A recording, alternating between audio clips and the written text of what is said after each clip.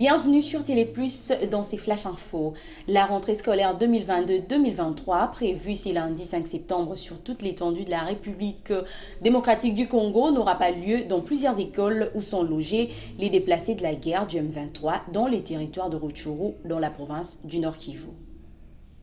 Les procès proprement dits du président national du parti Alliance pour le changement Jean-Marc Kabound s'ouvrent ce lundi dans le local ordinaire des audiences publiques de la Cour de cassation.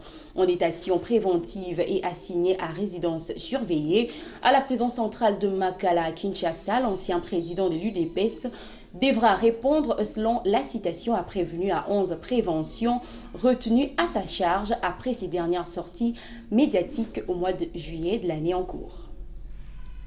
Au moins 4 civils tués par des rebelles ZADF aux heures matinales du dimanche dernier dans la chefferie des Bachou en territoire des Béni au Nord Kivu. Les drames ont été vécus dans le groupement Isale Kasongwere. Les ZADF ont signé l'incursion dans l'agglomération des Kivanda Isonga, indique un député élu du territoire de Béni.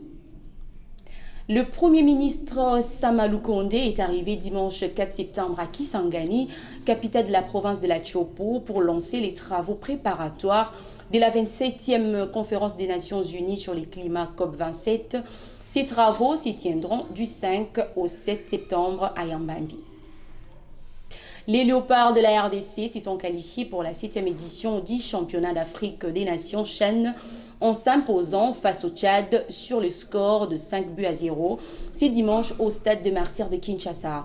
Pour cette édition qui va se dérouler du 13 janvier au 5 février 2023 en Algérie, les Léopards vont découvrir la 6e édition après avoir raté celle de 2018 au Maroc.